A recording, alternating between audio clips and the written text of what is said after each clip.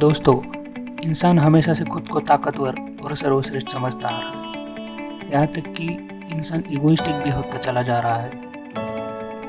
यहाँ तक कि 5000 सालों से लोग ये कहते आ रहे हैं कि जिस पृथ्वी पर हम रहते हैं वो सेंटर में है और सारे प्लैनेट्स सूरज के साथ इसके इर्द गिर्द चक्कर लगाते हैं। दोस्तों, लेकिन सच कुछ और ही निकला और इसके बाद भी इंसानों को अपनी सर्वश्रेष्ठता दिखानी थी।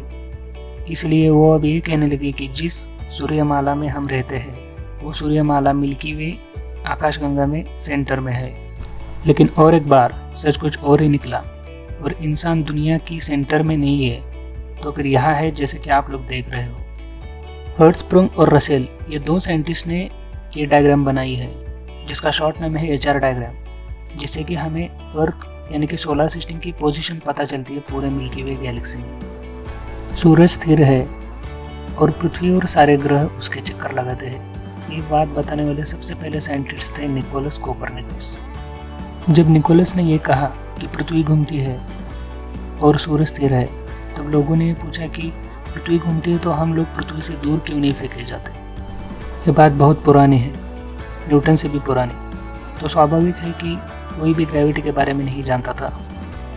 दोस्तों, लेकिन फिर भी निकोलस ने इस सवाल का एक स्मार्ट आंसर दिया। उन्होंने कहा कि चलो मान लिया पृथ्वी स्थिर है और बाकी के स्टार्स घूमते हैं, तो फिर ये स्टार्स यूनिवर्स से बाहर क्यों नहीं फेंके जाते। इस पर लोग चुप बैठते थे। इस पर कैथोलिक चर्च के लोगों में और निकोलस में बहस होने लगी। चर्च के लोग निकोलस को सज़ा सुनाने वाले थे।